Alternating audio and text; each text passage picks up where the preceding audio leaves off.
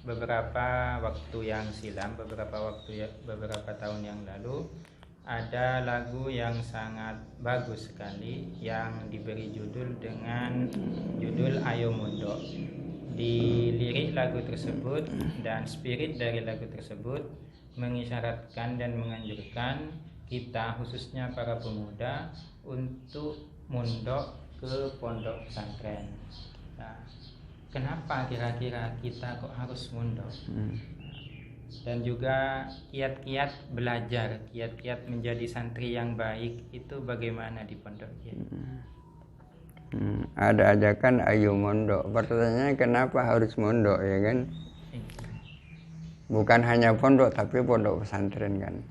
Maksudnya pondok pesantren. Pondok pesantren itu disebut-sebut sebagai lembaga tafaqquh fiddin, lembaga untuk memperdalam ilmu-ilmu agama. Nama lain adalah pesantren adalah lembaga ilmu dan amal. Artinya pesantren itu tidak hanya memperhatikan persoalan keilmuan, akan tetapi amal ibadahnya, perilaku dan tingkah lakunya juga selalu dipantau oleh pengasuh pesantren itu. Hal-hal yang diwajibkan oleh syariat pasti diwajibkan oleh pondok pesantren. Hal-hal yang dilarang oleh syariat pasti dilarang di dalam pondok pesantren. Akan tetapi tidak hanya berhenti di situ, ada beberapa hal yang tidak diwajibkan oleh syariat, tapi di pesantren diwajibkan. Seperti harus sholat tahajud, harus duha, harus qiyamul lail, dan seterusnya. Demikian juga ada beberapa hal yang tidak dilarang oleh syariat, tapi dia larang di pondok pesantren, seperti pakai HP, tidak boleh makan di luar komplek pesantren itu kan. Dan itu selalu dipantau 24 jam oleh pengurus pesantren. Itu dengan demikian maka pondok pesantren menjadi incaran banyak orang yang punya cita-cita anaknya menjadi manusia-manusia yang selamat, bahkan kalau bisa menjadi anak-anak yang saleh itu. Terutama akhir-akhir ini di mana pergaulan di luar itu sangat memprihatinkan. Orang-orang tua yang menyadari hal ini, mereka itu mengantarkan putra-putrinya ke pondok-pondok pesantren. Oleh karena itu tidak heran kalau banyak pondok-pondok pesantren sekarang ini jumlah santrinya tambah besar. Di pondok pesantren kita di sini kita tahu setiap tahun santri barunya tidak kurang dari 3.500 itu. Tapi di sisi yang lain yang perlu diprihatinkan ialah bahwa visi para waris santri itu kebanyakan bukan visi keilmuan, tapi visi penyelamatan, ya kan?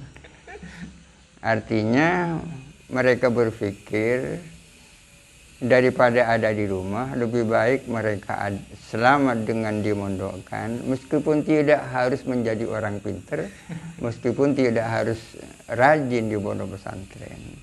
Ini yang harus diwaspadai oleh pengasuh dan pengurus pesantren. Artinya visi mereka itu harus diubah. Kita sebagai pengasuh, sebagai pengurus pesantren, bagaimana bisa mengubah visi dan tujuan daripada wali-wali santri itu.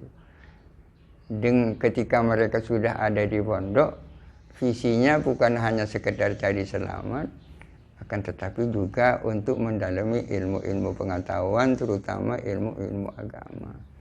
Memang tujuan ini bisa diubah kan, bisa diubah. Mungkin menarik apa yang disampaikan oleh Al-Ghazali. Beliau mengatakan, talabtul ilma li ghairillah fa abal ilmu illa an yakuna lillah. Saya dulu mencari ilmu tidak karena Allah, akan tetapi ternyata ilmu itu enggan, tak mau kalau tidak karena Allah. Akhirnya niatnya berubah, ya kan? Berubah. Ya. Oleh karena itu ya pesantren ini menjadi alternatif terakhir untuk menyelamatkan putra-putri kita. Maka tidak salah kalau ada ajakan ayo mondok itu. Mungkin kalau diibaratkan kayak sekarang itu seperti Ashabul Kahfi dulu. Iya. Uzlah itu kan dalam rangka cari selamat. Iya, dengan adanya COVID sekarang kan banyak orang uzlah kan. Uzlah. Tapi uzlahnya bukan uzlah ikhtiariyah, melainkan uzlah ittirariyah. Uzlah itu ada kalanya memang direncanakan, diinginkan, seperti yang dilakukan ulama zaman dulu. Ada yang uzlah ittirariyah, artinya uzlah terpaksa. Kenapa tak keluar rumah? Ya karena terpaksa oleh keadaan.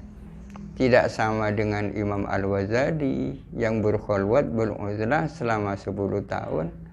Dan 1 tahun diantaranya digunakan beriktikaf di menaranya Masjid Damaskus itu. Itu uzlah ikhtiari itu, bukan ittirari, bukan terpaksa. Itu, okay.